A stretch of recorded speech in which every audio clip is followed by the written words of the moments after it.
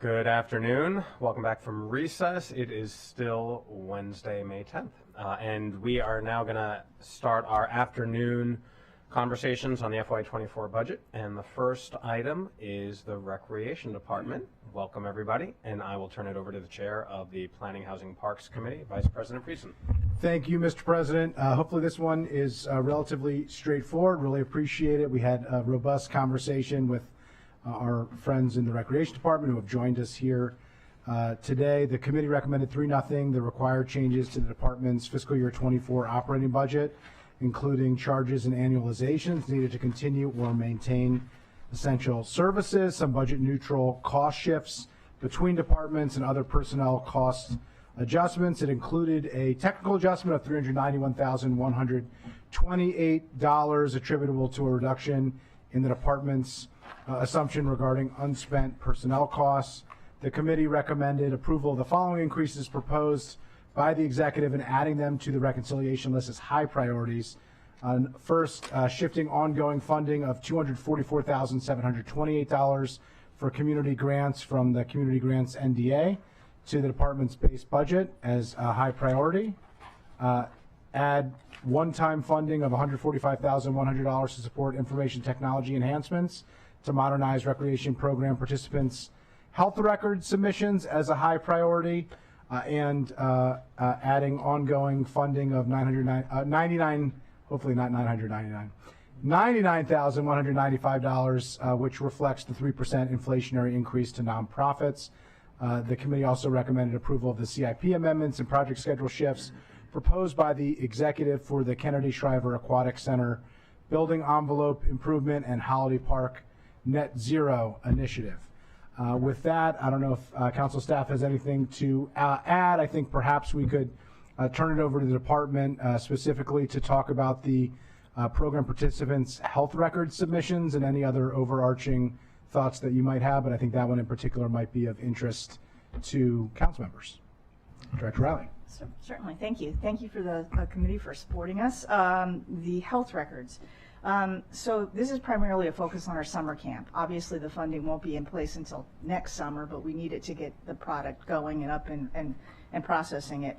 This will allow, we've noticed over the last couple of summers that an increased use of medicines and allergies that are prevalent in our summer camp participants. And for us to track that on paper is very challenging. We have two health nurses, 2 medical techs that travel around the county reviewing these medical records. And as kids travel to a pool or a field trip, that record has to follow them. And so if we can put that into a database product that we've identified that's compatible with our business software, we think it'll be much safer and much more efficient for both our medical staff as well as our camp staff, and safer for our young people in our programs. Did I miss anything?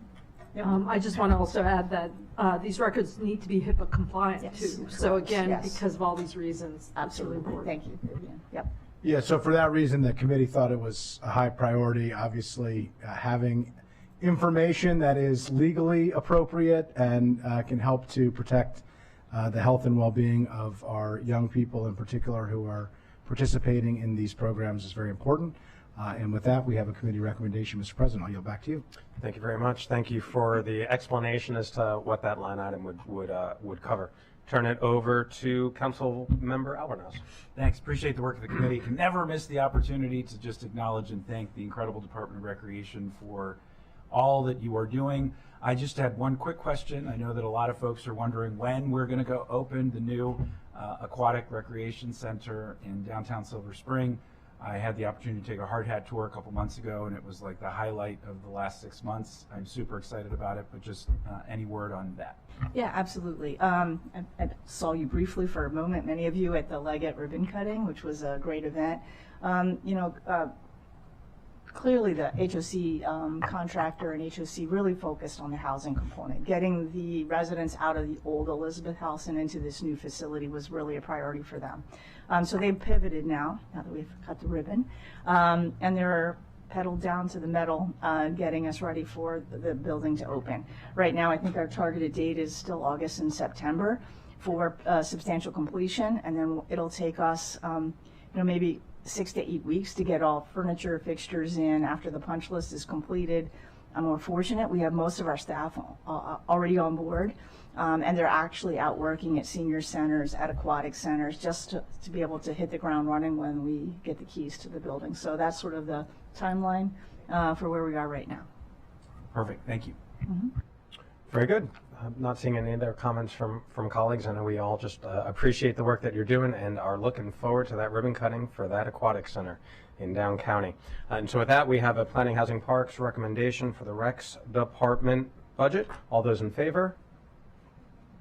And there you go. Thank you. Thank you, everybody.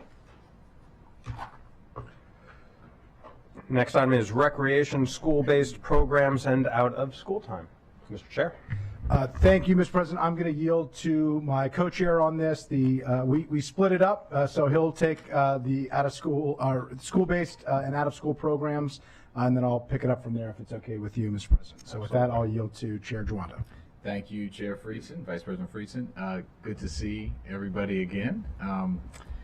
You know, as we talked about the importance, we all know of out-of-school time for our kids, especially now, for our families, and that the data is clear that it really helps. And so we did several things. We recommended the approval of the Joint Committee of the executives' increases, but also added them to the pay reconciliation list as high priorities, and that included $549,261 to expand Excel Beyond the Bell, EBB, to 2 new sites, which will be in partnership with obviously the school system and selection of those sites.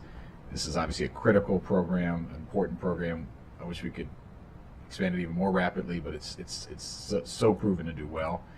We also put on as a high priority $444,000 to expand TeenWorks programming, which is our, we talked about this early, the workforce development and training of our kids.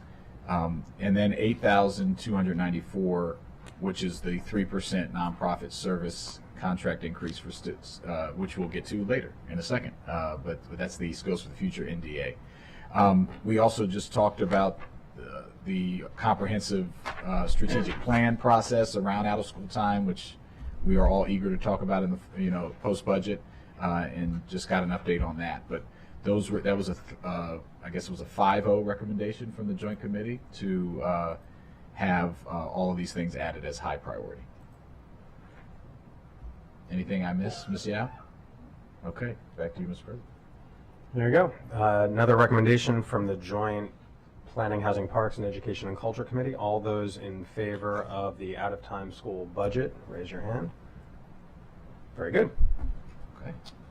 Turn it back. Not sure how you're teeing it off there. Yeah, I'll do skill. Well, yeah. Perfect. All right.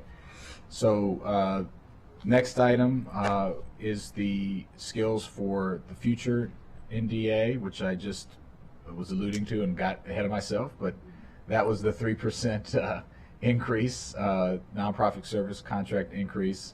And this is just as a reminder, this high quality STEAM programming, science, technology, engineering, arts, and math that is happening in our recreation spaces. And so this will just be a 3% consistent with what we are doing with our other nonprofits. So that was $8,294, and that was 5-0 as well. 5-0 recommendation from the Joint Committee. All those in favor of that NDA for Skills for the Future? Unanimous by all those present. And kick it over to Chair Friedson. Yes, thank you, Mr. President. Last item here, number 46, that we have as part of the joint recommendation.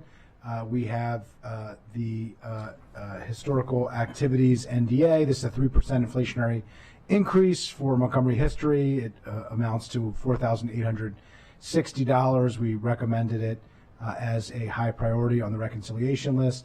Not part of this, but as part of the discussion, I also think it's important to note that we had a robust discussion about all the activities that Montgomery history is undertaking, and also specifically discuss some of the state funding for a new facility and ongoing conversations about bringing that facility to fruition. Those conversations will continue at a later date, but just wanted to note and highlight them for the full council understanding and awareness. With that, we have a committee recommendation, high priority for the 3% inflationary increase for Montgomery history in the Historical Activities NDA. Thank you for that joint committee recommendation. Appreciate Historic Montgomery and everybody who participates in our active history here in the county. So with that, all those in favor of the historical activities NDA, raise your hand. Unanimous by all those present. And thank you. That was quick. That was. Historic vote, yes. Well played. So now we're going to move to the Montgomery County Green Bank NDA, yes, there we go, which was reviewed by the Government Operations and Transportation and Environment Committee, and given that Chair Stewart is occupied by another chair role at COG, she is not here right now, so I'll do the report out. First and foremost, let me just thank Mr. Deo before the full council for his tenure in serving as the founding leader, the founding CEO of the Green Bank. Under your leadership, it has gone on to do some incredible things. And I know a majority of the council was just in Gaithersburg for the ribbon cutting of that solar project, which was really nice.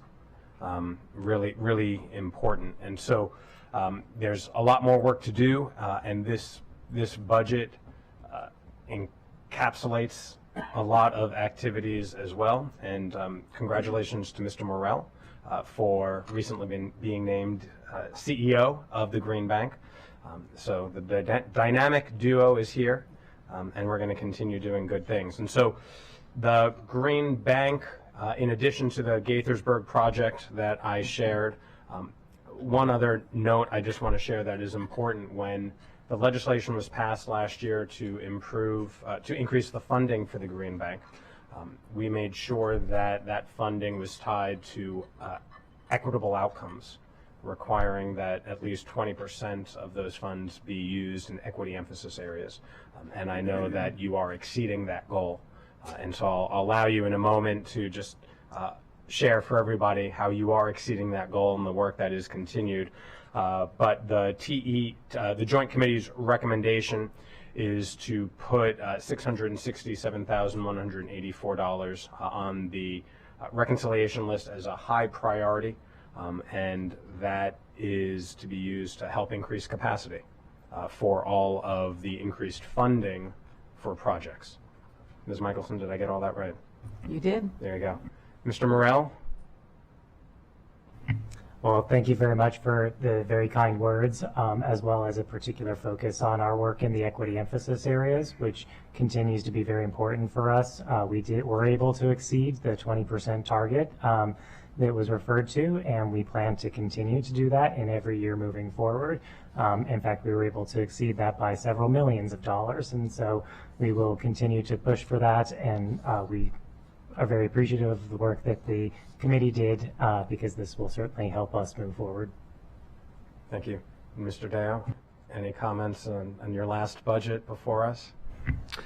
I only wish to thank the council for its creation of the Montgomery County Green Bank and its support over my time here, and its continuing support in this budget. And it's very much appreciative, and we're here to support you to achieve the county's ambitious greenhouse gas reduction goals. So thank you. It is a shared goal by county government and all stakeholders, and especially private landowners and private industries who are tapping these resources to improve their physical infrastructure. So with that, we have a joint GO-T&E committee recommendation for the Montgomery County Green Bank. All those in favor? Unanimous by all those present. Thank you both.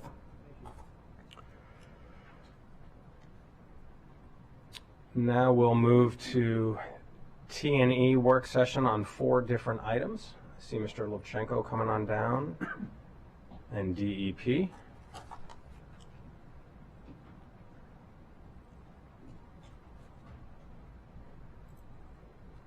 First item is the climate change planning NDA.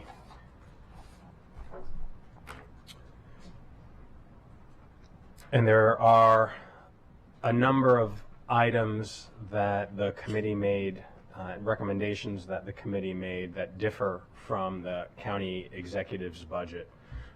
Recognizing that climate change is an existential threat and that DEP is doing incredible work to help implement various policies and write regulations for laws that have already been passed, and so you're planning for the future, which is important.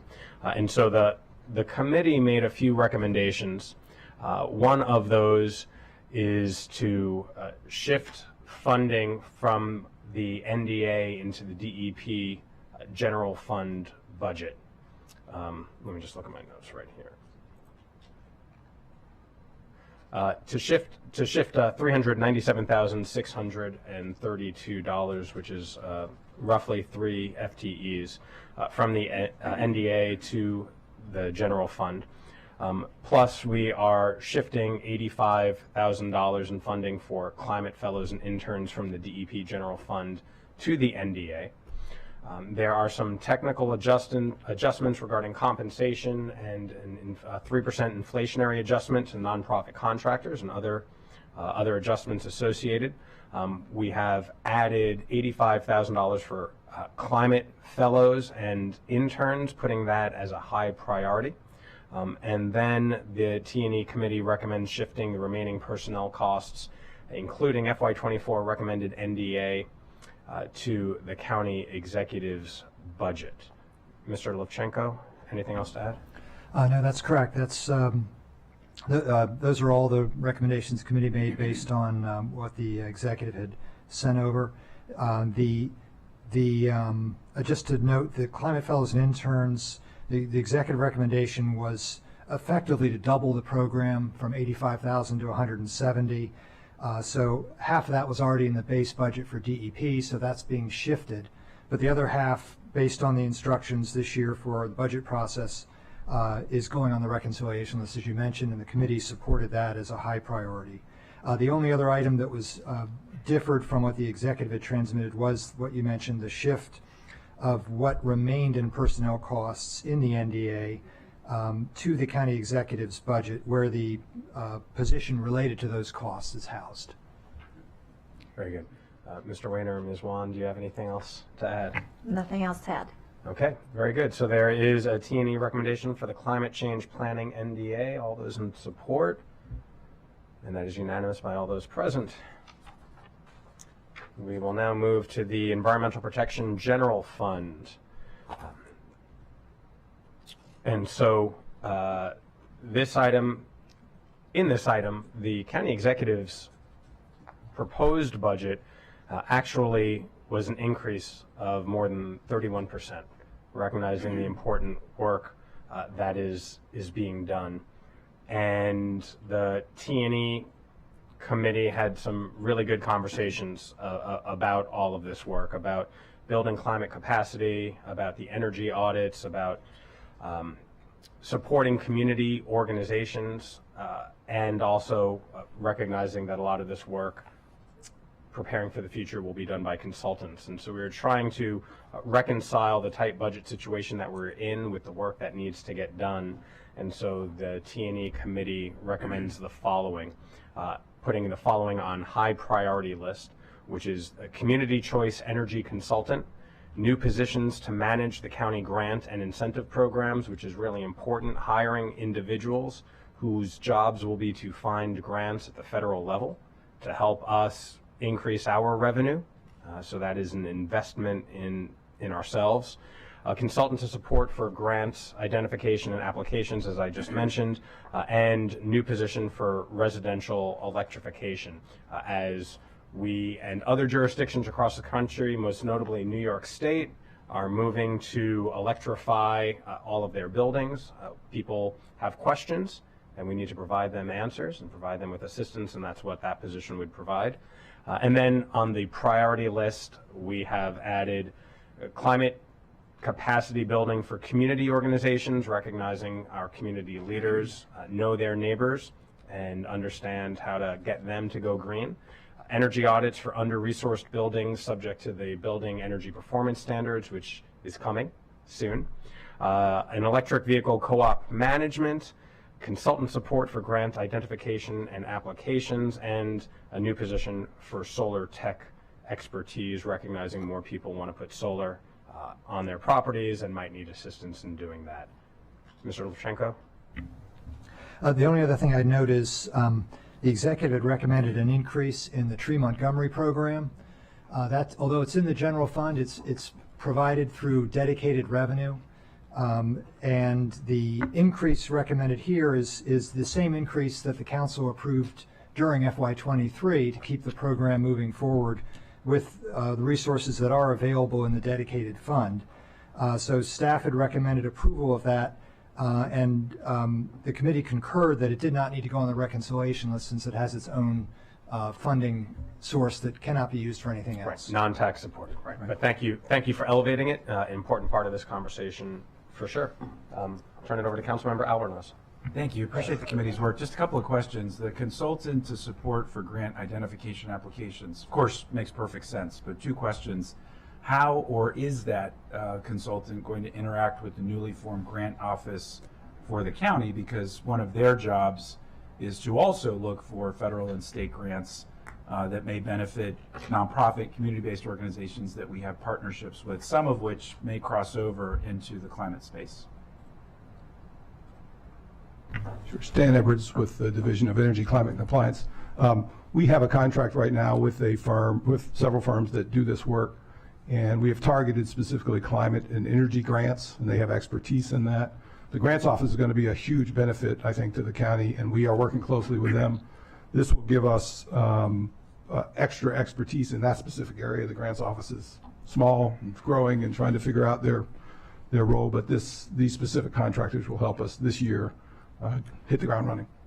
That makes sense. I would just ask, that moving forward, there can be a more formal connection, because the office, as you noted, is small and mighty. Yes. And could use all the help it can get. And related to that, the county's also entered into a new contract in the last year with an agency who's helping us identify other transportation and other potential federal grant opportunities. Then that contract is being managed by Melanie Winger and her team, and just want to make sure there's collaboration and connection with that office as well, so that we're not unintentionally duplicating services or working collaboratively. We may be able to maximize opportunities that are out there, because the identification of the grant is only half the battle. Yes. There's often some politics involved in the back end to make sure you get the grant. Yes. And sometimes, as wonderful as our delegation is, they need help. So, thank you. Thank you. Excuse me. Not seeing any other comments, there's a recommendation from the T&E Committee for the Environmental Protection General Fund. All those in favor of T&E recommendation? Unanimous by all those present. Thank you. Moving on to environmental protection, recycling, and resource management. So the T&E, this one is fairly straightforward. The T&E Committee recommends approval of the DEP Solid Waste Collection Fund and the Solid Waste Disposal Fund as transmitted by the county executive. And just to go into a little detail there for my colleagues, the proposed budget for recycling and resource management is a little above $142 million. And this is a lot of work to keep some waste out of our system. And it also portends the work that's going to be done at the recycling center, although different terminology for what that center is, and Mr. Weiner can explain that in a little bit. But there are also some technical adjustments regarding yard trimming, out of county hauling costs, and then the solid waste disposal fund and collection fund. Mr. Levchenko? Yeah, just of particular note this year, looking on the cover sheet of this item, there's almost no increase from FY23. However, there are a lot of swings up and down in different funding areas within the budget, so I didn't want to indicate that this is a status budget by any means. And the committee did talk about some of those large swings up and down. And then also the solid waste charges that the council will be approving as part of its revenue actions next week. Those charges will vary for single-family homes by between 1.8 and to 9.2%, and multifamily between 1.2 and 1.8%. And the non-residential are actually seeing a reduction in their rates. And there also are some changes in the tipping fees at the transfer station, intended to try to reduce some of the import from outside the county, and also encourage recycling of some of these materials by increasing the cost to bring them to the transfer station. So it's a flow control mechanism that has worked well in the past. So there are some increases recommended for refuse delivered to the transfer station. There are two things I just want to bring to colleagues' attention, and I'd ask DEP to just elaborate a little bit more. One is about the recycling center, the transfer station, and the plans for that. And then the other is about the residential composting, which now that we have more council members in more districts, I know that they would like to hear about what's happening potentially in their neighborhoods. For the record, Willie Weiner, Acting Director of DEP and Division Chief of the Recycling and Resource Management Division. Thank you, Chairman Glass, for your kind words to DEP and council members. Let me start with the recycling facility. It's we call it, I mean, you can call it material recycling facility or material recovery facility. It's that's the industry wording for MRF, basically. Or colloquially, the recycling center. The recycling center. So, so we are 95% complete on the basis of design for the new facility. The next step will be to put a request for proposals for the equipment that will go into that facility, the new equipment. The building will stay basically the same it is right now. We're going to be able to use the building as is with some minor modifications for more storage of material and different entrances to the building. We're going to be changing a little bit the way the circulation of the trucks around the building. So after we go through the request for proposals for equipment, we choose that equipment, then there is a lag of about 16 to 18 months to receive the new equipment.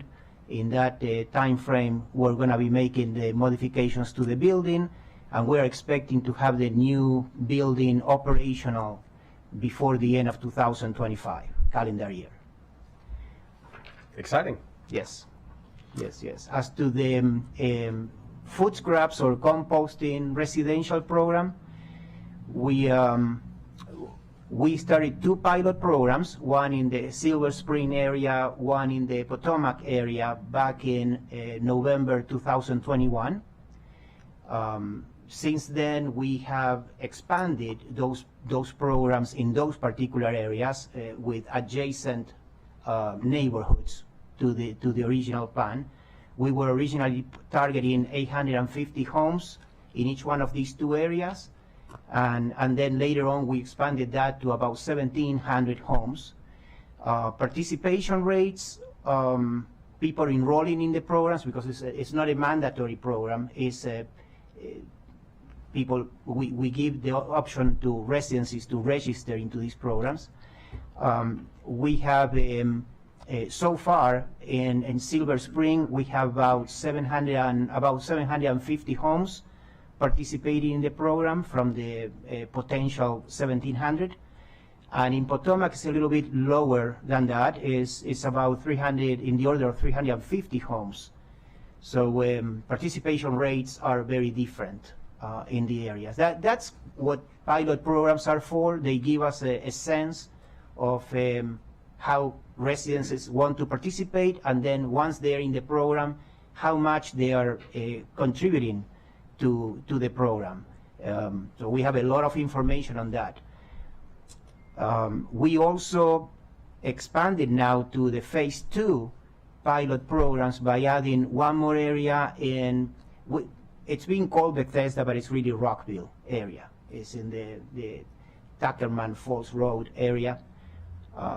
We offer that, initially we offer it to the 850 homes that we had planned for the other areas initially. And we have a good, I think we are, right now, this is January of 2023, and we have 350 homes around that register for the program. We started collecting there too. The other area where we are trying to get started is Montgomery Village. And the registration there has been a little bit low.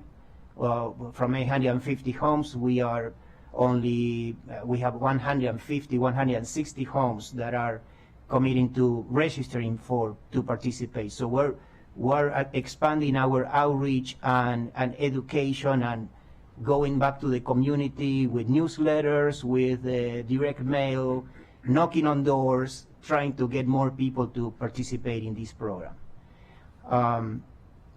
Hopefully, what we need to resolve so far is in order to expand this system countywide, is the processing of this material. Right now, this material is being sent to the Prince George's County processing plant and southern Prince George's County, which is it's not going to be a viable location for us tonnage-wise and distance-wise if we expand this to the whole county, because it's a long round trip to that facility, talking about three and a half hours round trip to get to that facility. And they wouldn't have also the capacity for our whole county tonnage that we are expecting. So we need to resolve that. We are working with a consultant right now that is researching the best technologies for the type of material that we are producing, and also locations where we can build those facilities. So we're probably going to get the final report on this organics initiative in the month of early September. Great. Well, that is a very encouraging update to know that the two locations have hundreds of willing participants, and that we're expanding to Rockville and Montgomery Village as well. But I think what I'm hearing from you is that there are still spaces available, and so I'll share with colleagues when we do our newsletters and our community events, tell them that there are hundreds of spaces available for residential composting. I live in a neighborhood where one of these programs is underway, and a lot of my neighbors have those green bins outside. So I know if people know about it, they'll participate. With that, I'll turn it over to Councilmember Luedtke. Yes, I was just going to say, I know you don't have a program where I live, but we have 3 very large homemade composting bins there. My husband keeps his day job rather than being a carpenter, but no, he's actually quite good. But Montgomery Village is, of course, in my district, and we will make sure that we put that out in the newsletter repeatedly to make sure we can drum up more interest for that, because that's incredibly important. So thank you. Thank you. Councilmember Sales. Thank you, Mr. Chair. Thank you so much for all of the updates. Just had a quick question about any nuisance complaints. I know that we just funded new trash cans in our urban districts, and having food waste in an open bin in some of our communities. I don't know if we're attracting any uninvited guests, and just wanted to know if you've heard any complaints regarding that since it's been implemented. Thank you. No, we haven't. The containers that we provide for our composting program have a lid that fits really tightly into the container. Okay. And so basically the material that we provide to the residents that register are a 35-gallon wheel cart that they can put at the curb, and that has a very tight lid. In order to prevent any animals or any other nuisances to get into the food waste. And then we provide a 2-gallon pail that goes under the kitchen sink with the compostable bags. Okay. So basically the collection in the house takes care in the house with those composting bags. Those composting bags, then they're being transferred to the 35-gallon container. If we expand this program countywide, we are going to be providing a card that has a tight lid just because of that. Okay, thank you for sharing that. Really important point. I appreciate you asking it, that composting does not lead to rat infestation, right? And so, thank you. Any other comments? I don't see. So all those in favor of the T&E recommendation regarding the environmental protection, recycling, and resource management budget, raise your hand. And that is unanimous. Thank you. And then the last T&E item this afternoon is on the Environmental Protection Water Quality Protection Fund. And colleagues, this is a self-supported fund, and this budget, these items are not on the reconciliation list, but it helps fund and comply, helps fund our compliance with federal requirements on stormwater control permits. The county executive recommended a $33.9 million budget, which is a 9.4% increase to support 5 new positions. But since the T&E committee, there have been some further conversations regarding the rate. Mr. Lipchenko, do you want to elaborate and explain probably a little better than I can? Sure. Yeah. The water quality protection charge is the primary funding source for this fund. There's also some investment income, and then the bag tax also goes directly into this fund to support these programs. The executive recommendation was to increase the water quality protection charge equivalent residential unit, or ERU, from $119.50 to $128 for FY24. And the fiscal plan that was included in the recommended budget assumes similar increases for the rest of the 6-year period. Staff did work with DEP on this, looking at the financial metrics in the fiscal plan. The 2 key metrics there are net resources, resources as a percent of net revenue, and then also the debt service coverage ratio. And we did identify that based on some more recent favorable activity in the fund, they have a little bit more space than they did when these numbers were first put together. And they can achieve the policy goals for their financial metrics at a slightly lower increase in the rate. Instead of an $8.50 increase in 24 and beyond, it looks like a $6.50 increase in 24 and beyond is possible. Of course, every year we have to reassess this, and unexpected things can happen. But based on the information we have today, it looks like we can approve a slightly lower increase in the water quality protection charge than what was transmitted by the executive in March. And you're not acting on that today. Once again, that's part of your revenue day next week. But that's where you'll see the resolution to approve the charge. And staff wanted to bring it up today to see if the council is comfortable with that adjustment. You're asking if the council is comfortable reducing a fee, and I think the answer is yes. Not hearing any comments from colleagues. All those in favor of the Water Quality Protection Fund, raise your hand, and that is unanimous. Thank you, DEP. Lots of good conversations to come in the year ahead.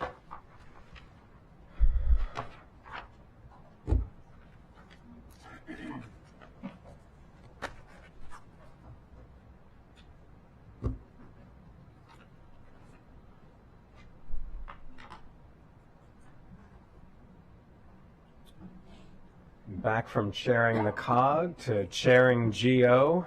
We now have the Inspector General budget, and I'll turn it over to Chair Stewart. Great, thank you so much. In this budget, we just have one item to discuss today that was put on the reconciliation by the GO committee. That was 2 new FTEs that were included in the executive's recommended budget for FY24. These two FTEs are intended to provide a new educational oversight division. The explanation for this that we discussed in committee was that the adding of these positions are needed as we've been looking at greater oversight of MCPS, and the cost is approximately $214,017. For OMB projects an additional $89,000 in annualized costs for these positions beginning in FY25. And the GO committee unanimously recommended placing the positions on reconciliation list as a high priority. If the chair permits, I'd like to hear from our Inspector General to talk about the importance of these positions. Thank you very much. Good afternoon, everyone. As I've discussed with you, the previous council and many of you who came in over the last few months, we have increased our oversight at MCPS recently. At this moment, last year, our office had issued 9 reports. This year, at this moment, we've issued 8, 3 of which are MCPS only. So it really has become a large part of our portfolio that is impacting the other work that we are doing. I like to point this out to the committee. We are a bang for your buck. The 2 positions at $214,000 would represent 0.00667% of the recommended MCPS budget. I recognize straw polls have recently been taken that may change that, but it really is critical that we get into MCPS. It is like having a second government that we have oversight responsibility for. They have their own processes, procedures, systems that we have to get access to. We've developed very good working relationships with the leadership at MCPS over the last several months. We are ready to hit the ground running to get our division up and going. I will tell everyone that based upon the value of dollars that are invested at MCPS, the complexity of their operations, and inherent risks that are that come along with political pressure, technological challenges, the mission and responsibility, MCPS is fundamentally a high-risk area for the county in terms of the amount of money that's invested. And so we are looking to expand and to devote staff specifically to MCPS so that we can ensure that there's transparency and accountability for the dollars that are spent there. Fantastic. I have some questions, but I'll turn it over to colleagues first. Councilmember Jawando. Thank you. Appreciate the committee's work. And obviously, as chair of Education and Culture, we see it as our job and responsibility to conduct meaningful oversight and over the Board of Education's and school systems request of us as the fiduciary here, respecting their duly elected role and obviously fulfilling ours. And I'm really happy that the county executive included these positions at your working with you in your office.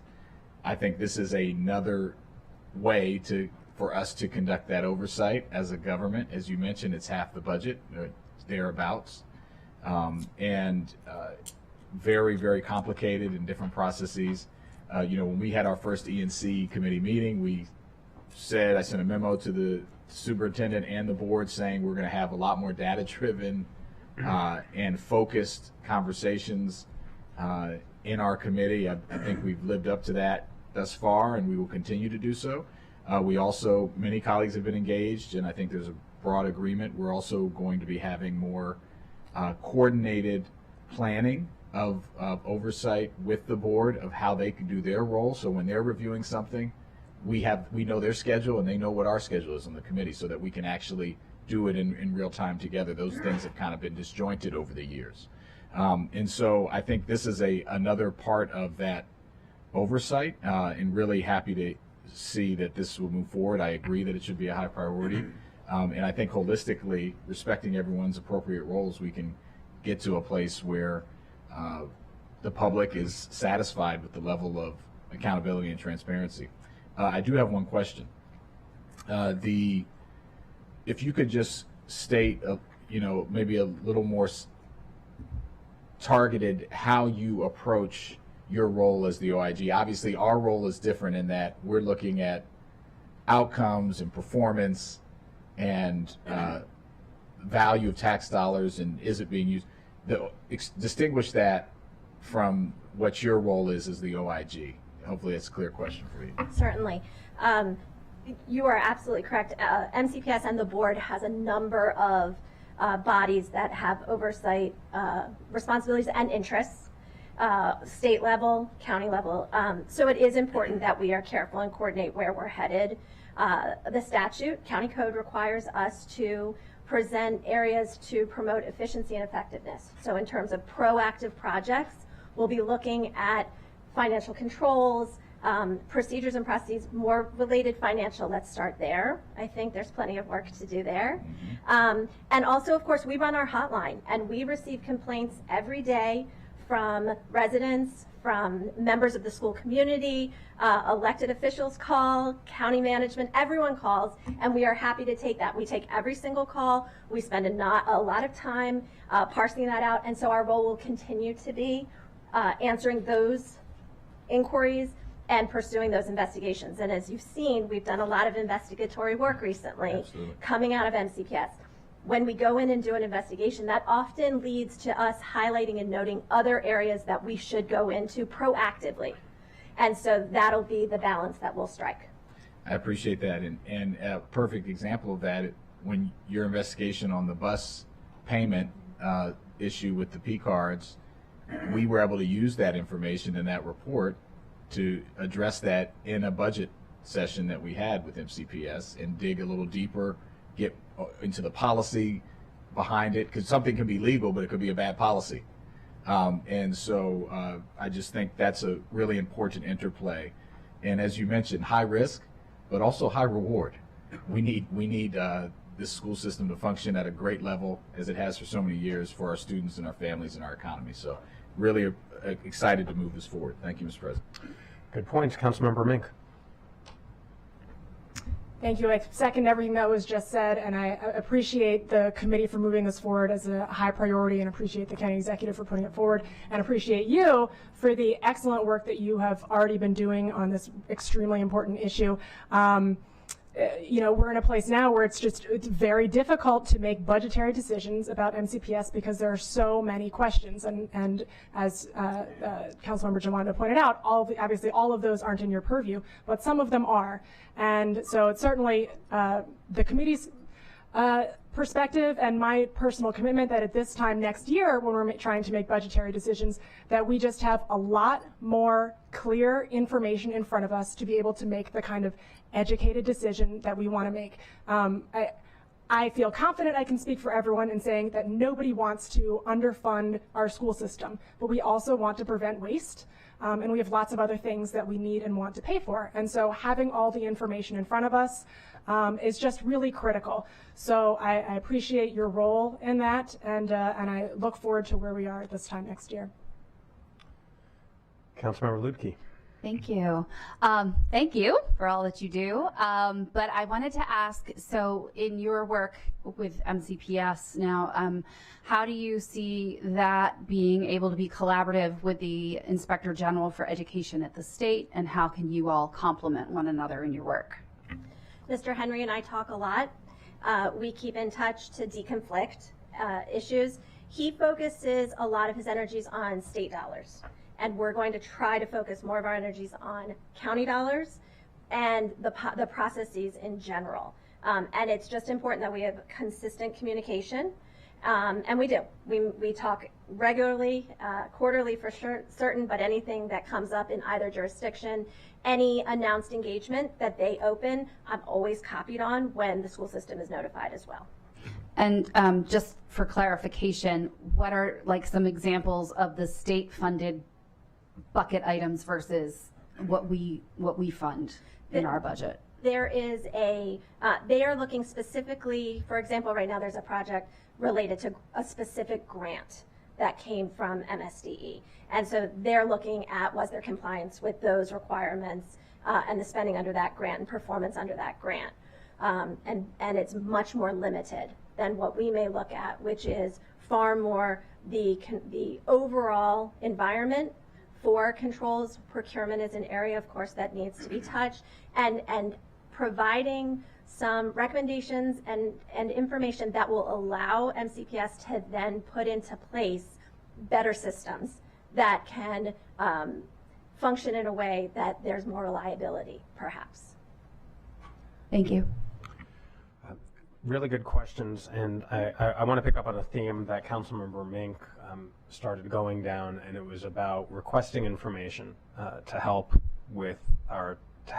better utilize taxpaying dollars.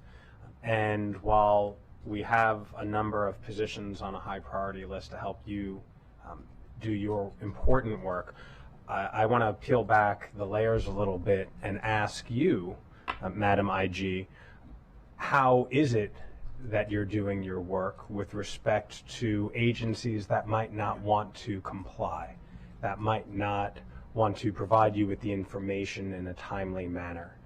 Can you elaborate a little bit about any roadblocks that you might be facing?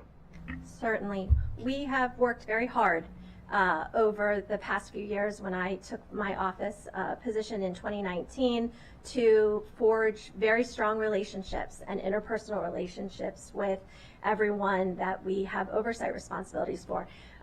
We have had to work to learn how MCPS functions, the players, the organizational structure, and we follow a process of escalation if we have issues. So a line investigator or analyst may begin, make requests for documentation.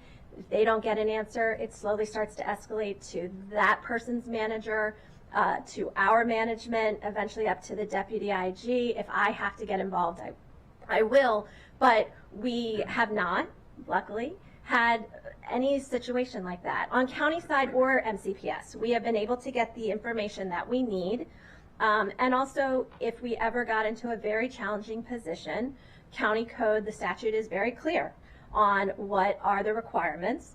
The council in December strengthened my office's subpoena powers so that I have every tool in my toolkit that I may need to get the information that we desire. We also have worked hard to get access to county systems ourselves so that we're not bogging people down. They have jobs to do. We recognize that. It's also more reliable if we can get the information ourselves. So we've accessed a lot of the county data that we need, and that's what we have to build at MCPS now too. I very much appreciate the candor because we as a body are taking a look at the county executive's proposed budget, which includes a proposed 10% property tax increase to support MCPS. And part of our conversations are ensuring that half of our budget that goes to MCPS is used efficiently, is used to support teachers, is used to support our students, is used to support our infrastructure. And we don't want any waste. We want efficiencies, and the best way to find those efficiencies is through scrutiny, is through oversight. And if we don't find them, we force them. And I just want to make sure that they are complying with your information requests so that we as government and we as taxpayers can have more trust and faith in these investments. Yes, I hear. I see nods. Very good. I appreciate that. Councilmember Albernos. Thanks. Appreciate the comments of colleagues. And it's going to take a while for this to totally get up and running. Just some of the data and analysis and systems you're talking about are complex. They're changing over time. A lot of layers to them. We've got over 200 schools and obviously a very large central office, which, you know, tens of thousands of staff members collectively together. So we need to give you a reasonable runway. And I'm very happy to hear that, and not surprised that on the outset, relationships are being formed, trust is being built, because this will ultimately help the school system itself, not just all of us be able to hold everybody accountable. I think this will help them too. So look forward to the ongoing reporting. And I did want to ask, who are you going to be reporting to? Just this will be general, or will this include education and culture, or just systemically? Do we know what that looks like yet? All of our reports are published and made Right, public. it's all public. They're received by the council. Would you like to? Yeah, that'd be great. You want to, yeah. Say, well, one, the Inspector General does come to government operations and fiscal policy, but one of the things that we are doing that is different this year for the audit committee is that starting with our meeting on June 15th, we will be having the Inspector General come to those meetings, and we'll be highlighting one or two of those reports to do a deeper dive. Great, that's helpful. So that's it. Yield back to you, Mr. President. Very good. Thank you. Councilmember Sales. Thank you, President Glass, and thank you for all of the great work that you are doing in the Office of the Inspector General. I did want to talk about the cost savings since you included some highlights from the MCPS report that you recently shared, and just looking at the I guess the work plan of these, I believe it's 1.5 full-time employees working on responding to the MCPS complaints. Hiring these 2 additional staff, will there be a proactive work plan, or will they continue to respond to the complaints that come along, or is there going to be direct work plans for what they're going to have oversight over? Thank you for the question. I am required by statute to issue a work plan about 6 months after appointment. So I issued a work plan when I was first beginning this term. We will issue a revised work plan this fall because we have either completed or opened 100% of the items on the first 2 years of our work plan.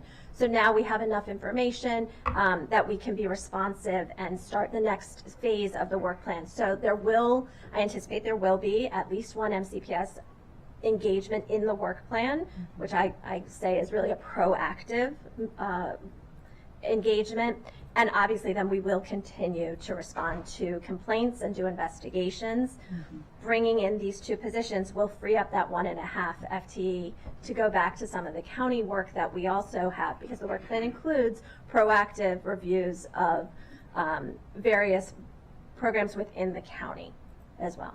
Okay, and does your office work with the Office of Shared Accountability in MCPS to track data or to assist with the data that you would need for your reporting?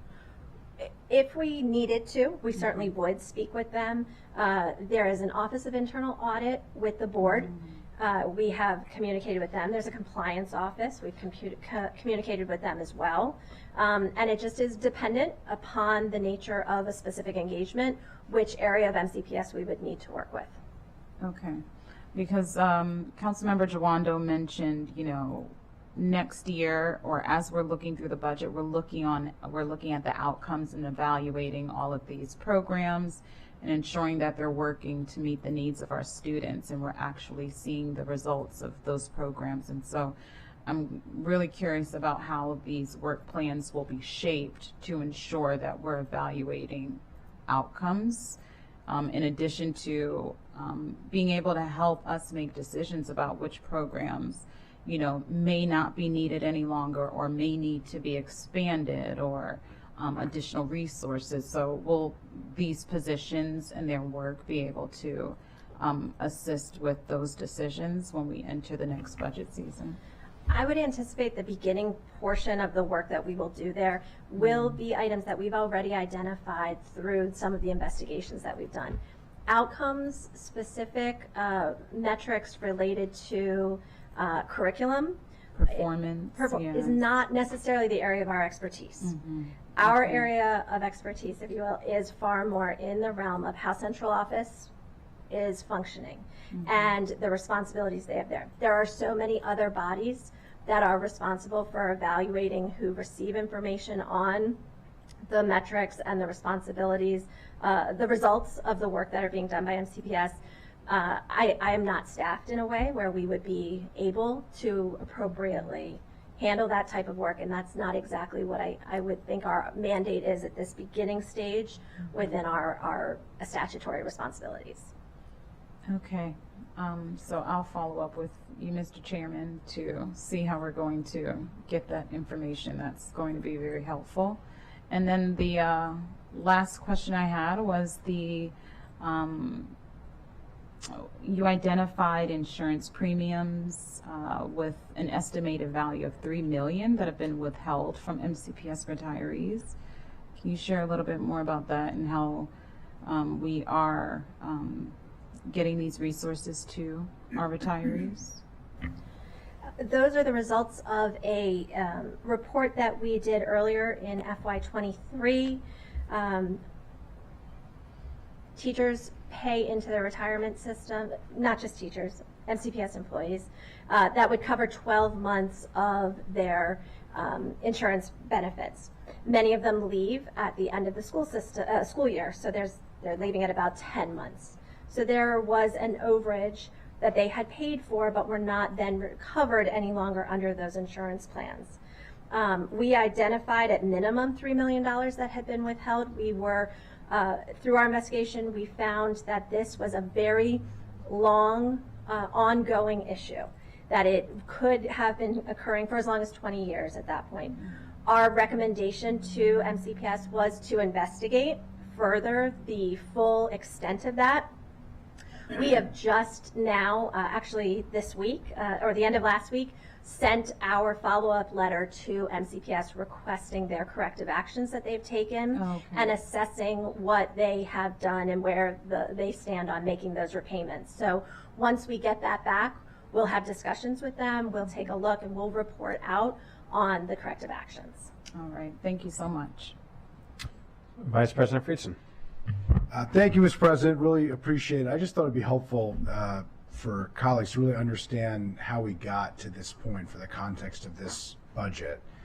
The last council, and working closely with the prior government operations committee, really focused in on strengthening the office of the Inspector General, going from a reactive office that largely, almost exclusively responded to issues as they came in. When the fraud tip line got called, responding to that. When somebody, a whistleblower raised a concern, responding to that. And then in addition to that, functioning based on algorithms of risk, but not necessarily focusing in on the totality of each and every department.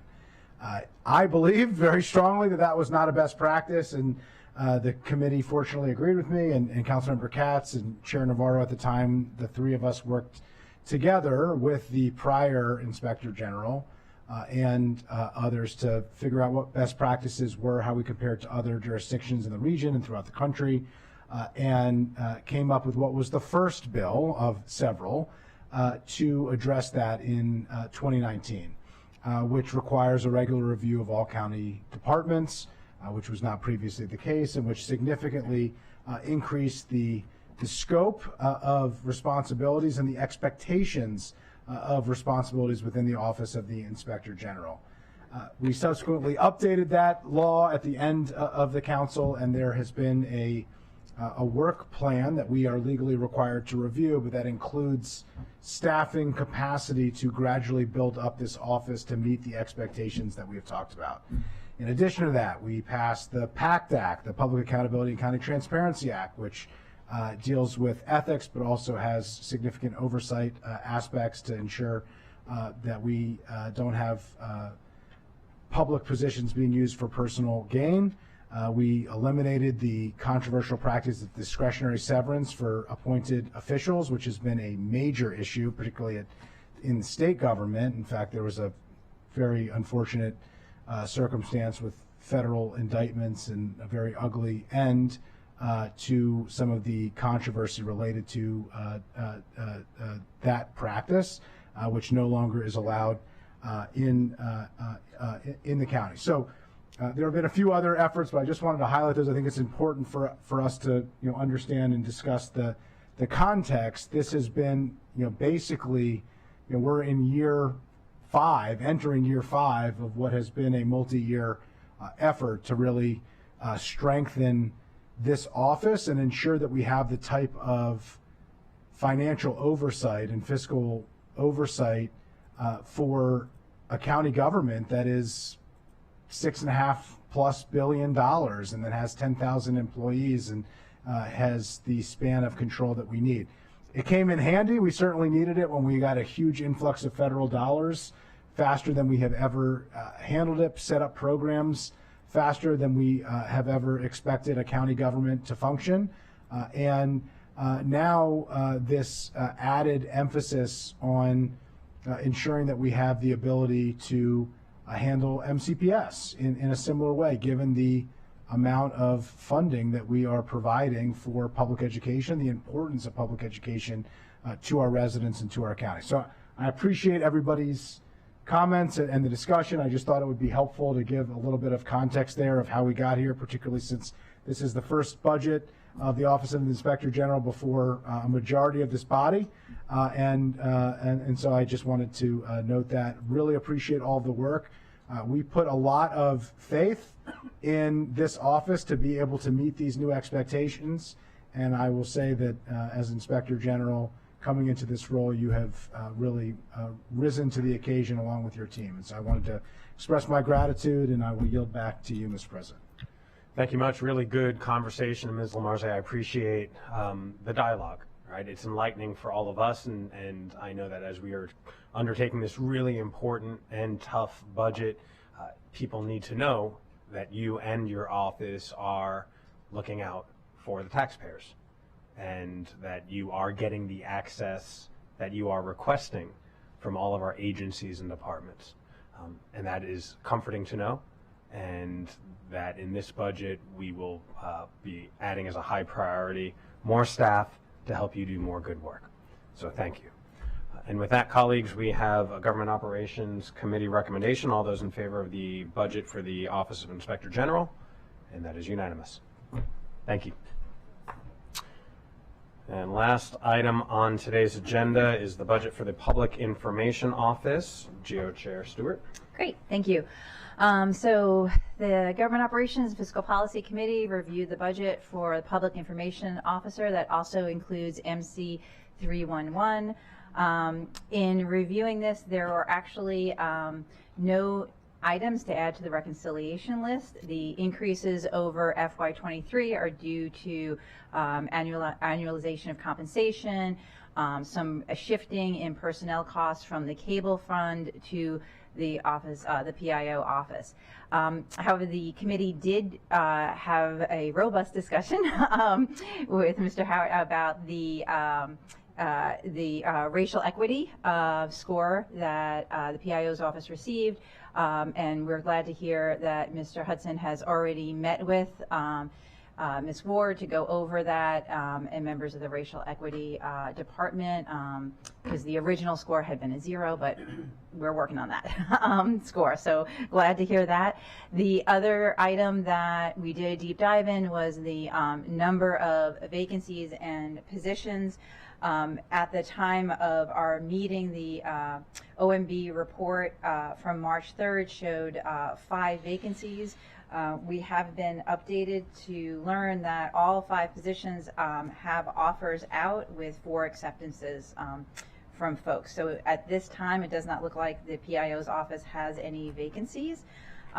We did also request, because it got somewhat confusing regarding the structure of the PIO's office, an organization chart, which you will find in the packet for today.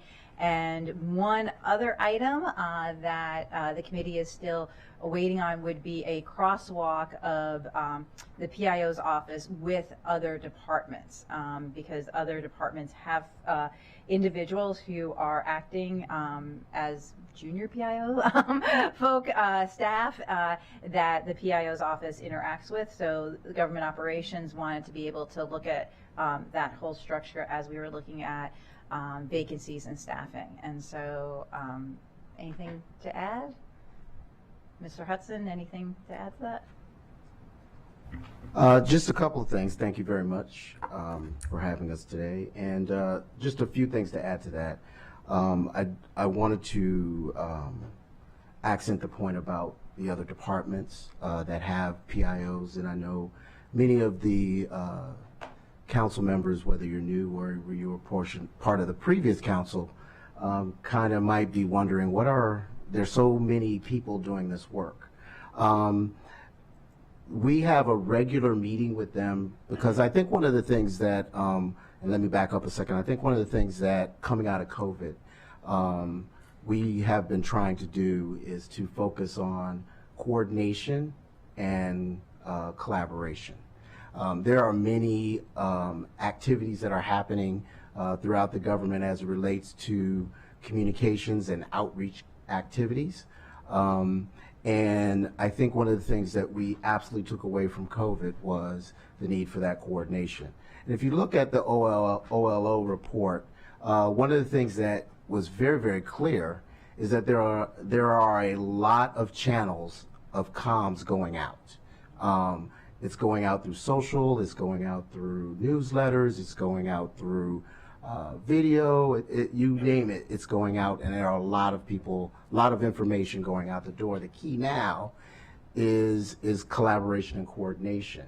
One of the things that came out of COVID, which I think is one of the things that we can hold up and talk about that we're going to mimic, is a focus around communications, specifically around demographics, and out of that came what we call the Latino Communications Group. What we're going to be building in this fiscal year, now that we have that we're fully staffed, is we're going to expand that. We're going to expand that to the Black diaspora. We're going to expand that to the AAPI, and we're going to use our staff to create, with the departments and with the outreach team, a much more structured way to make sure we get information out, not just through what I call our air game, which is social media and newsletters, but also on the ground. On a bi-weekly basis, we meet with all the PIOs around the government, and one of the key things that we're doing is coordinating, understanding what's happening in this department and what's happening in that department. What will they be putting out?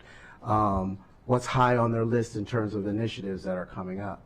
And that's something that we've spent the last year doing, and it's helped us a great deal in learning what other groups are doing in the government, but more so coordinating as well.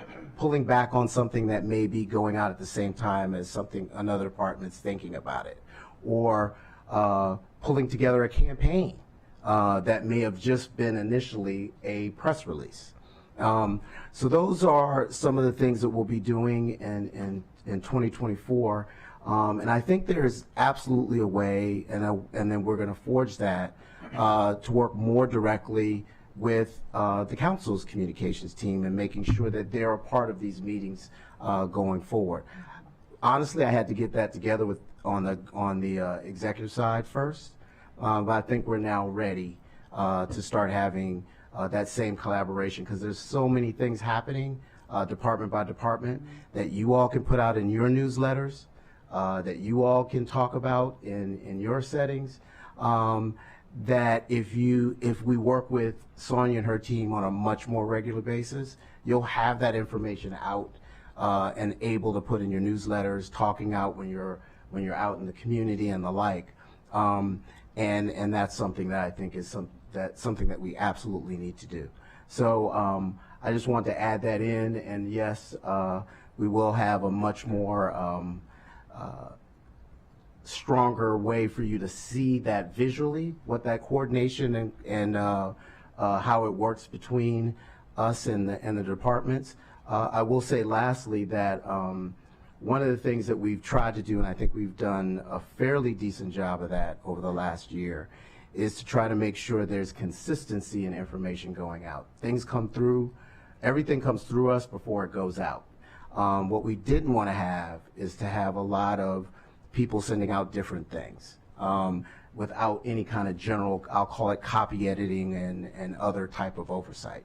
And that's one key role that our office plays in the coordination of messages and information going out. So That's pretty much all I had to add, and happy to answer any additional questions. Thank you, Mr. Hudson. Thank you, Chair Stewart. Vice President Friedson has a comment. Thank you, Mr. President. Thank you to the chair of GO. I guess earlier in the conversation, you said we had a robust discussion. I think I'm responsible for a lot of that robustness. So guilty as charged. I appreciate the org chart that we have. I think that brings a little bit of clarity, but I just want to lift up what Chair Stewart mentioned with the understanding of how the department interacts and interfaces with public information officials within a lot of other different departments, because it is still entirely unclear to the council, to me as a council member, how that works, who's responsible for what, who reports to whom, how information gets disseminated. And what we've seen over the last several years is the council being frustrated with things not happening in the way that we would like, and in outreach not going in a way that we think is needed, particularly to groups that have historically not learned about what was happening in county government and with their local services. And so we have funded different activities, we've proposed different activities, and it has created, I think, what is not a particularly strategic or thoughtful approach to these issues. And I appreciate why all of these efforts have come about, because it's to solve a problem, but we're missing a strategic approach to these issues, and I think largely it's because we don't know how they're being undertaken and can't then evaluate and assess whether or not it's working or it's not working. And there are a number of areas that it would seem to me are much more appropriate in the Office of Community Partnerships, that has a core competency in reaching certain communities and has built relationships and trust that don't make sense to be in PIO, for instance. And how we leverage the Office of Community Partnerships versus PIO, how PIO works with the council communications team, and who takes on what responsibilities and how that work functions. I just don't think we have done a good job of clarifying that and working through that in a thoughtful way. So I look forward to the second piece of the requested information coming to us. We don't have real action today because you have very swiftly filled these positions before I could make any suggestions or recommendations, which, I just want to note, it's not a healthy way to do business either. And I think we have started to see that in a number of instances where your department is probably the most obvious example, but I don't think you're necessarily alone, where there wasn't a whole lot happening, and then all of a sudden the county council started talking about whether or not we were going to take a hard look at vacancies, and there was a mad scramble in the executive branch to get these positions filled. And I don't think that's a particularly good way to run a rodeo, personally. And I understand why you're doing it, and it's human nature. I'm not really even being critical here, but we need to find better, more thoughtful, more comprehensive, more strategic ways to do the important work that we do across departments and across agencies. And I think there's a lot more work to do. So I just wanted to lift that up because that was a core part of the conversation that we were having, some of the tough questions that I posed, some of the important and thoughtful discussion that colleagues raised as well. And so I wanted to note that, and I'll just close by saying I really do appreciate, and it's directly related to this point, Chair Stewart, in this conversation, but also in every conversation that we have, lifting up the racial equity and social justice scores. I think there's work to be done with the office to work with departments to understand what they're not doing well, to better communicate that, and that's been part of the discussion as well. But it was shocking for our public information office and a county that values its diversity, equity, and inclusion, that is focused so much on racial equity and social justice, the office that is dedicated to reaching the people who we serve having a score of 0. And I know you're working on that, but it's a tough message that we have to do. So I hope you'll be very intentional in moving forward. I know you've already begun those conversations. And I know this is the first year that this was included in the budget, and there's some growing pains associated But I hope that the conversation that started in committee that is now continued offline between your office and Ms. Ward and her office, I hope that you will be very intentional and very serious with those efforts. If I could just add one quick point, Sure. and thank you very much, Council Vice President. I just wanted to make one point of clarification, and that is that I think when we came to front of the GO committee, we were very deep into the recruitment process. So we had advertised and been interviewing for those positions and making offers since around the February period. So we closed everything out in the last 3 weeks. So we had offers and we had things of that nature. So it wasn't a mad scramble, as it were. It was actually the process was working its way through. So I just wanted to clarify. I appreciate that. I will also note 5 people, 4 of whom I think were in almost the exact same position for an office that's not very big, is a huge number of vacancies to be filling all at once. So whether it was in response to the committee's meeting, which I don't think necessarily that it was, at least in pursuing them, maybe in closing the deals, so to speak, and getting them filled and accelerating the process so they weren't open. But mad scrambles in general are not healthy ways to not make mistakes. And so I wanted to raise that. Again, I don't think it's unique to your office. I don't think it's, it's unnatural to hear that there's an interest in vacancies and work to fill them. In fact, we've been asking you to do that, so I appreciate that. But I do think that creating more comprehensive looks at the work that we are doing, the outreach that we're doing, determining who's responsible, I think is really important. So with that, I'll yield back to you, Mr. President. I appreciate the responses. Thank you. Councilmember Jawanda. Thank you. I was trying to locate the racial equity statement. I think it's just a 0, so there's not really a statement. I wasn't going to ask about that, but I just think we should. What was was there no communication with Ms. Ward's office, or how did you get a 0? I think a lot of it was our challenge, and I'll just say it this way, that the reporting that we did not accurately reflect the work that we do. And I think because it was the first year we did the report, I think we did not respond in a manner that gave us the score that we should have gotten, or a better score, let's just put it that way. Because as you probably know, between the work that we do specifically to outreach with the Latino community, the work that we've done supporting the CIP budget and any budget to make sure that we do outreach to those communities that we typically don't reach, the work that we do around translations, there's just a lot that we do. And I think that in this particular instance, we just didn't do the best job of reporting appropriately what those activities are related specifically to the budget. So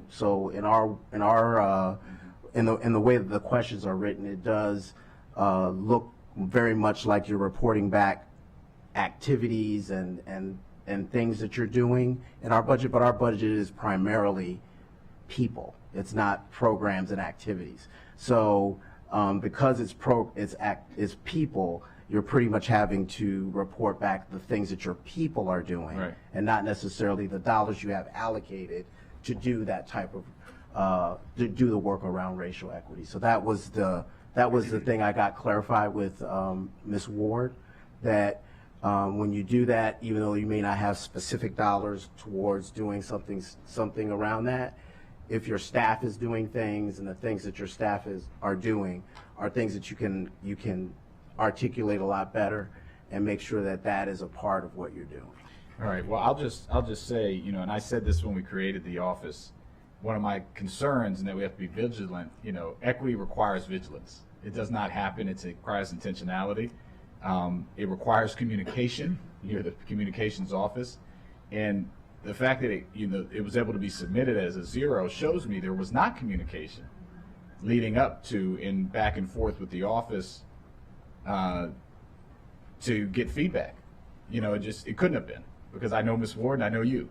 So if so there had to have been a major gap there, and I think you've identified, you said as much.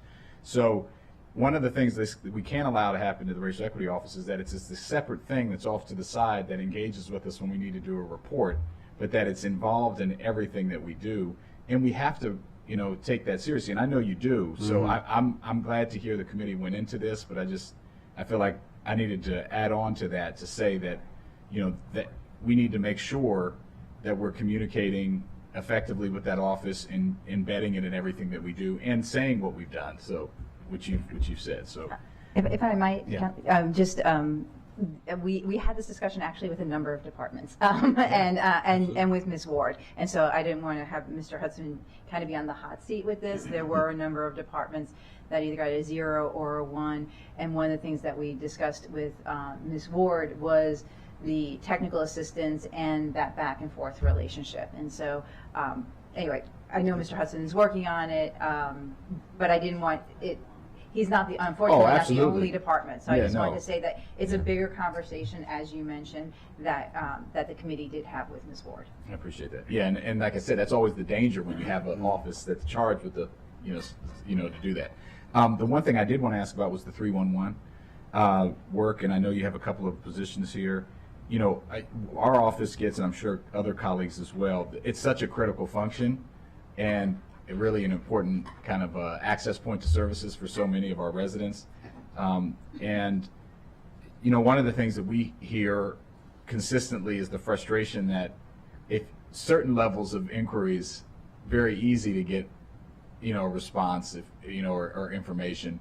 But if you want to talk to a subject matter expert on something, it can be a lot more difficult, or you give an email sometimes. And so one of the suggestions, and you can comment on it, is, I just think we need to get to the point where in that intake call, where if it's something deeper level, it's not just a callback, but it's we can give a number to somebody to follow up on their issue at the so they don't have to call back 311 and get intaked again. I think we're losing people, and we're not necessarily solving the issues if we do. Do you see what I'm saying? And so we're happy to work with you on that, but I just think we can continuously improve. 311 is a great service. It's one of the best in the region, but it's just something that we've heard a number of times, and I just would love your thoughts on that. Yeah, I think, and I'll use a word words that Costas uses a lot, end to end. There is, I think, just for everyone's knowledge, calls come into 311, and oftentimes 311 is not the agency to provide that solution. We're taking the call, entering a service request, and that service request passes on to a department. In a lot of those cases, that's where the answer is, I think, to your point. Our team of business analysts and those who are working with departments are constantly working through ways to try to get as many answers up front based on what we get. But I think there are always instances where there are questions or issues that can only be answered in the department. In those situations, it requires a very, very strong way for us to do a couple of things. One, make sure that the departments have the upfront people, subject matter experts, to answer those questions. But one of the things that we're trying to do, and we're working very closely with TEBS on, is, and we talked about this during the GO committee conversations, is the implementation of bot software, so that we can move some of the frequently asked, easy to address questions over, so that our representatives and others have more time to focus on those deeper requests. But I do understand the point that you're making, and it is can be a difficult situation when those subject matter experts actually are in departments and not necessarily at 311. And those calls do come back, and we try to do our best to get to the answer and get that customer or resident resolved. But it is something that, in any kind of organization, you've got to work really hard. I've done customer service probably for 25 years, both on the public side and on the private side. And it is, that end-to-end process is a never-ending challenge to deal with. Well, I appreciate that, and like I said, we're happy to be a partner with you, but yeah, Ms. Chen. Yeah. Just want to speak for Brian Roberts, the director of MC311. He's on Teams right now. I don't know if he's patched in, but he had surgery last week, and so I didn't want his wife to kill him, so I told him not to get on. But he said we do make sure that people get connected to the right person, and we do escalate to the department when people call back, and he will follow up with your office, Councilmember Joanda, with more information. Thank you, Brian. Hope you heal well. Thank you very much. Thank you, Mr. President. Thank you. Councilmember Fanny Gonzalez. I would say that I love hearing your comments, like your whole presentation at the beginning, because it reminded me to that conversation that you, my friend Councilmember Gabe Albornoz, and Marlene was there on the call when we were trying to strategize on how to make sure that you and Sonia from the council office will get more funds to advertise the amazing work that is happening in Montgomery County. I know the letter that we sent to the GEO committee ended up being in the priority, which means it's dead. It's okay, because I'm listening to you and I'm claiming it's a victory, just because this whole conversation of, making sure that you're working, that everything is centralized, that you're working with each other and uplift key issues depending on what's happening in the county. Sadly, the case of the fire in downtown Silver Spring was one instance where we should have taken the opportunity to tell and put advertisement in, bus shelters or, radio stations, and say, if there is a fire, call 911. Don't open the windows. Basic things that are so critical that at the end of the day, we'll be saving money and saving lives. So I look forward to continue that conversation that we have. There has to be a way that with the money that you are getting with all the different departments, we can find a little bit of money here and there to invest in our media outlets that are critical to do outreach in low-income communities. That's so important. We cannot continue to say that, we're getting earned media, it's okay. No, these folks, these outlets, they're barely making ends meet to survive, and we do have a responsibility to ensure that we're investing on them.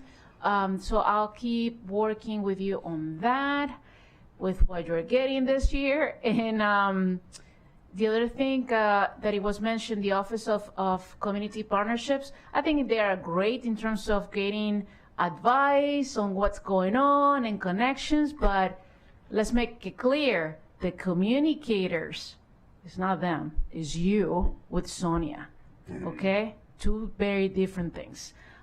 With that, thank you so much for your work, and I agree with the recommendation from the committee. I just want to add, if I could, one quick thing to that, and thank you. When we have our weekly meetings, and this actually came out of COVID, where we started meeting weekly with the council and key departments to try to figure out how could we get information out. One of the key things that's in this OLO report, if you have not taken a look at it, is how many different ways and the volume of, not volume, but the number of people who subscribe or who follow us on social media, or even we send out through your newsletters, our newsletter, and the like. But what's a very vital part of that, to your point, is what we call the ground game, the folks in community partnerships. That's how we were able to get the word out about vaccination. That's how we were able to get the word out, because there are people who aren't connected to some of these things.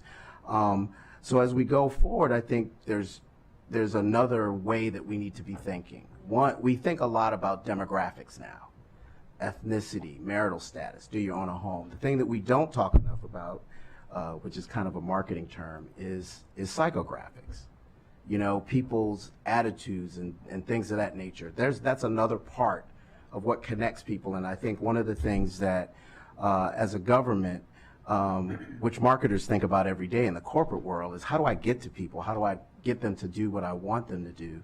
And it's not just who we are as people demographically, it's where our heads are, what are we thinking?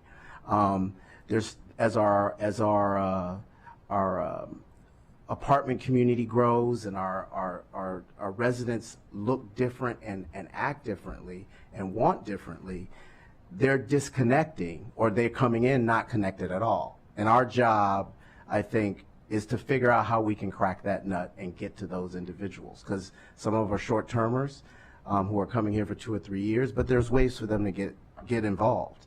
That's the part that we've got to work on, because we're not bad with folks who have been here a while. You know, they come to meetings, they come talk to you, they come to all the things that we might do, but it's the ones who haven't been here that long who everyone really is having a hard time connecting with. And I think that's one of our big challenges going into the next 3 or 4 or 5 years. So. Thank you. Councilmember Alwarez. Okay, so I've got a lot of thoughts on this. I'm going to try to break these down in a couple of different categories to make sense of all of it. But first, Mr. Hudson, I appreciate your work. I know that what you and your team had to do during COVID, the coordination that had to happen was extraordinary. And I know you would have liked to have implemented some of the recommendations earlier in the administration, but understandably, we're just putting out fires for a couple of years. But now we're well into a second term. And we do have to get this right, but I will acknowledge that you can't do this by yourself, because the challenge for you is, although you are the director of the Office of Public Information that reports to the executive branch, those other myriad organizations, departments don't report to you. Right. And so this has to come from the CAO for this to actually work. And there has to be a concerted effort, as there has been in the past. This is, like Back to the Future, of reeling in and getting our arms around what actually is happening out there right now. The OLO report was great, but as is often the case, the left hand doesn't know what the right hand's doing. And departments are trying to put out fires. They all are coming at this from different angles. In recreation, they have an enterprise fund. They literally have to bring in money. And so they have to advertise and market in a slightly different way than Fire and Rescue or MCPD, which have very robust internal public information offices. So I think if this is going to work, and having an org chart is always going to be complicated unless it is a priority of the administration and the CAO reels it in.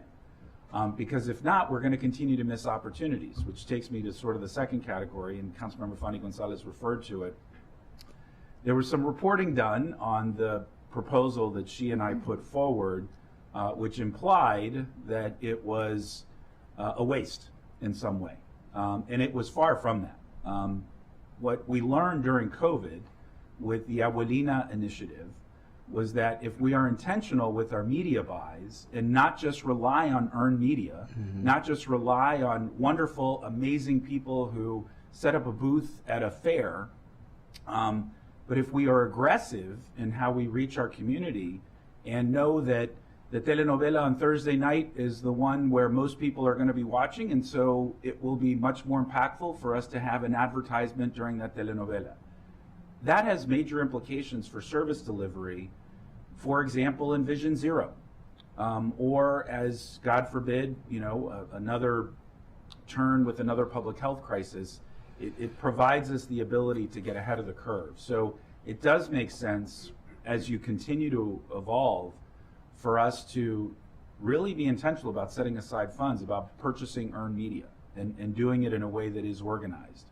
I acknowledge it's not ready for prime time right now, but there will need to be some work, and done pretty quickly. The last bucket I'll mention is, we have resources in our own offices that are not always leveraged as well as they should be. We have relationships and contacts and can go deeper into communities. Our boards and commissions, there are our nonprofit organizations. There's lots of conduits and tools that we've just got to do a better job of coordinating. But again, you can't do that by yourself.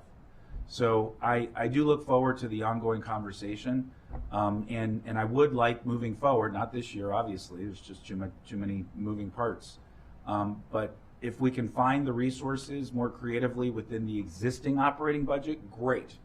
that would be great, and we should be doing that as a first step. But if we can't, then we do need to think about revisiting this, because ultimately I think this will provide savings if we can get the information out to folks that most need it in a way that they will hear it. Thank you. Thank you. Councilmember Balcom. Yeah, just a couple things. Just you reminded me about the fire safety communications, and that's when I learned the close before you doze. It's the first time I'd heard that, and I think that's something that we all need to get out there. And I've done it every day, every night since. Close my door before I doze.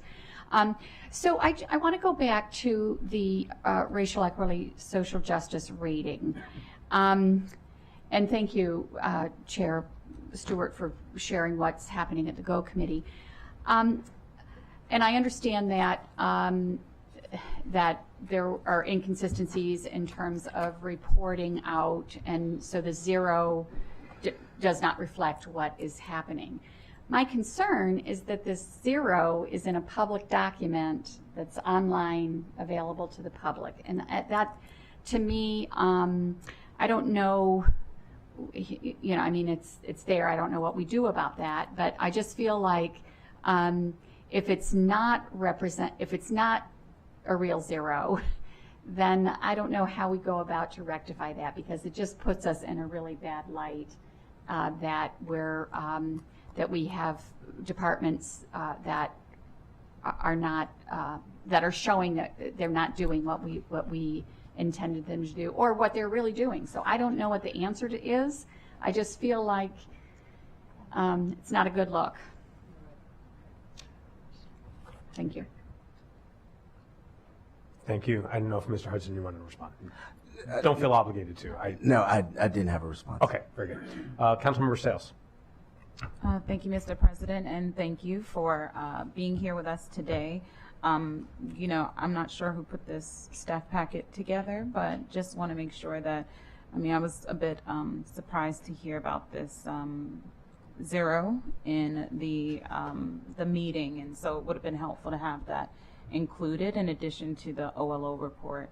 And when, you know, Ms. Ward makes a zero recommendation, or, you know, gives a zero, you said there was no explanation or recommendations for how to bring the department into compliance, or any recommendations of what initiatives needed to be done to improve the scoring for next fiscal year? Actually, I think it's pretty much incumbent upon departments, based on that feedback, to go and work with her office to figure it out. So again, this was really the first time that we made this report. Yeah.